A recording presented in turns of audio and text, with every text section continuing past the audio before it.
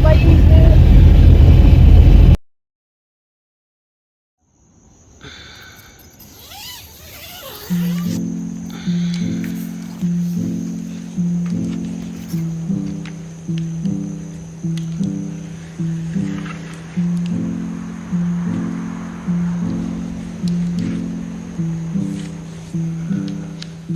So day 7, no? So ito na yung magiging huling araw ko dito sa Izo Peninsula.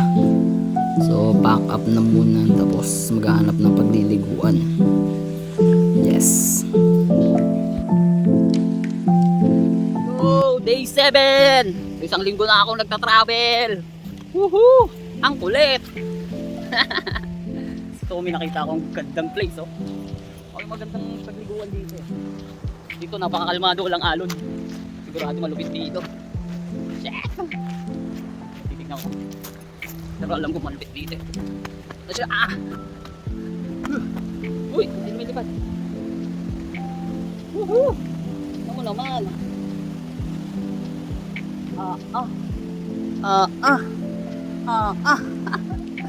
Lupit! Shit, ang lupit dito. Ang tubig, walang alon. Sarap tumalon dito. Aba! Ano? Yeah! Lupit ng lugar! Ligo muna ako ng dagat bago ako maligo ng fresh water. So may CR doon. Ayun, CR. Yan. Niligo ako dyan. So dito, no, ni-enjoy ko na yung ni-enjoy ko na yung natural pool. Kahit mag-isa mo lang, all goods lang. Yeah, sure lang, takot-takot para ma-experience mo rin talaga yung mga trip mo. Napakaganda talaga dito, promise. Sarap dito pag may mga tropa, kaso walang tropa mo na yung trip na to. Ang kulit, men. Ang sarap din dyan, promise. Tagal ko rin naliligo dyan, talaga in-enjoy ko talaga yung natural pool na nakita ko na yan. Yes. So yung dun sa parang harang na yun, man-made yata yun eh. Kasi para talaga siyang ginawa ng tao. Yan, para talaga magkaroon ng natural pool. Shit, ang sarap talaga dyan, men. Promise, gusto kong balikan yan. Pag-asang bumalik dyan, babalik talaga dyan. Pero kasama ko na yung anak ko. Yes. Pag malaki na si Yong Yong. Talagang nilasap talaga yung natural pool, oh. Yes, mga ganyang floating trip, oh. Sarap ng ganyan eh. Relax na relax talaga. Sim nature, relax talaga. So worth it! Ang kulit! Ang sarap dito! Yeah! Wala na tao! Lupit, oh! Shit! Sarap, oh! Walang alon, natural pool! Talaga nga naman, napakasarap niya. Shit! So ito yung kuha ko ng mga picture dun, no? Ang lupit din talaga yung natural pool na yan, promise. Tapos dito, liguan ng mabilisan. Tapos pagkatapos ng ligo, buwis buhay. Para makakuha ng napakalupit view for memories. Balikan kita. Yan, no? Ito mo yung bigay ng Diyos, man. Ang ganda. Kailangan mo lang i-appreciate talaga. Buwis buhay, bangin talaga yun. Nakakapanibig yung umakyat eh. Para makakuha ng magandang view talaga. Buwis buhay. Ganito. Talaga ako dyan.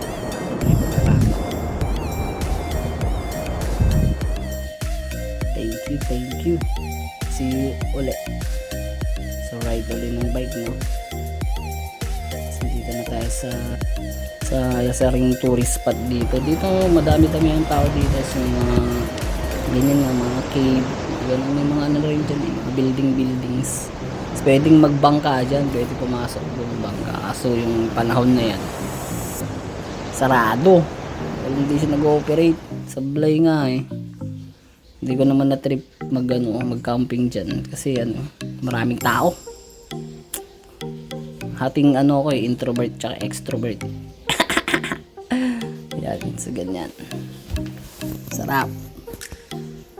Kaganda rin talaga ng nature ng Japan, men, promise. Panalong panalo. Kahit saan ka lumingon, basta sa probinsya ng Japan, safe na, chill pa. Yo, luto tayo ng pananghalian. Sa ulam ko, no, sardinas. Sardinas! Halo ko lang sa dito, man.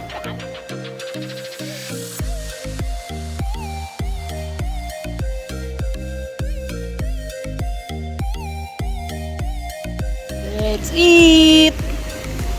Saba! Tapos gantong view. Woohoo! This is the life, man! Yeah! Yan, so bike trip ulit, no? Papunta na ng ng Puerto. Kasi dito magbabarko na ako patawid ng dagat. Papunta na ng Shizuoka. Pero na Shizuoka pa rin naman ako. Nandun, pupunta lang ako sa may city. Yan. So nandito na ako sa port. Sasakay na, kaya nakabili na ako ng ticket. Sasakay na ako ng barko.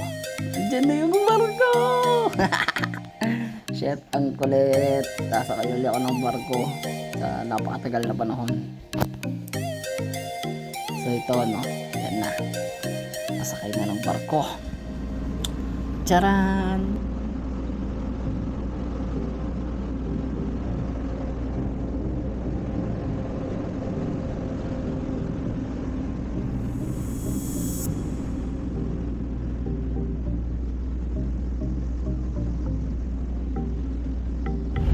Bye-bye, Izu! Arigato, Izu! Thank you, Izu!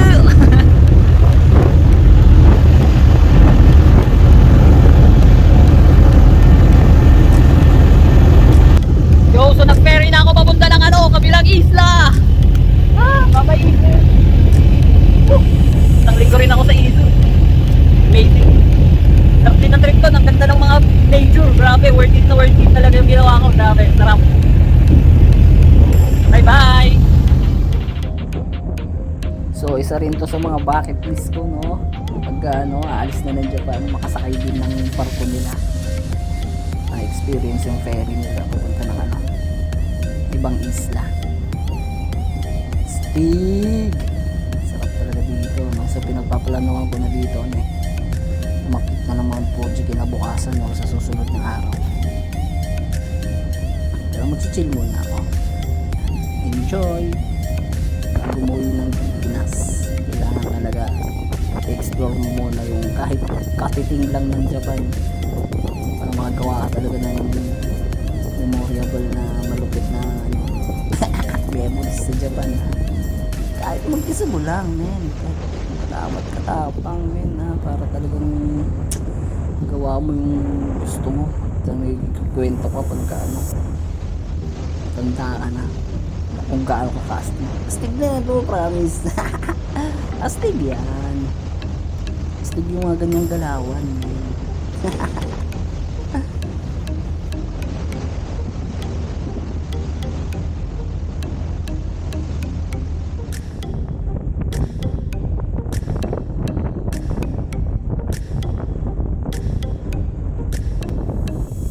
Yo! Ayun ako si Mount Fuji! Nakikita sana dito si Mount Fuji kung maganda yung panahon ang ulap lang, sayang. So, yes, sayang. Tingin lang niya. Doon na uli ako napunta dito sa open water. Nakakapurukay ng barko ba? Mount Fuji! Akit tayo dyan mga next week ka dyan. Akit ako ng Mount Fuji.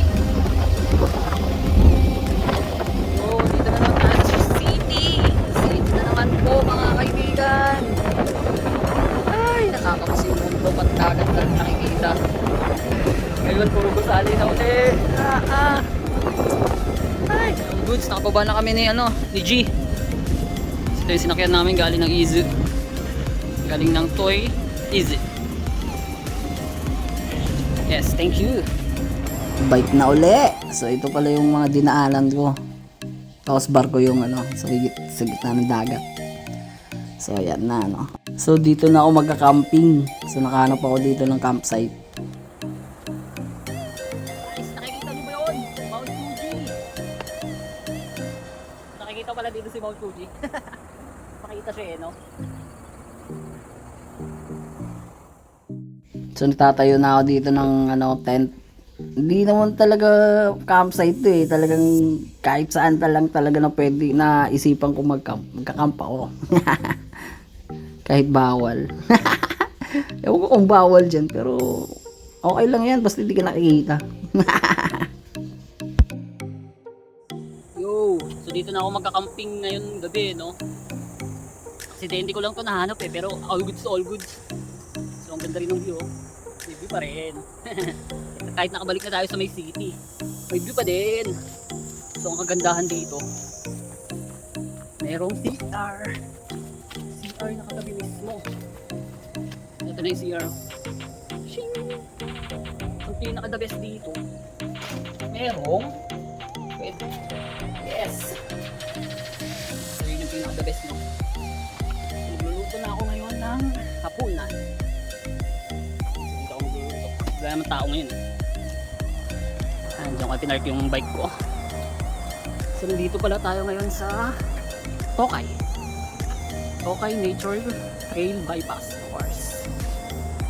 So hindi ko alam wala saan itong lugar nito pero all goods din yung natin. Yan. So dito ako magluluto. Sardinas ulit ang uulamin natin. Yes!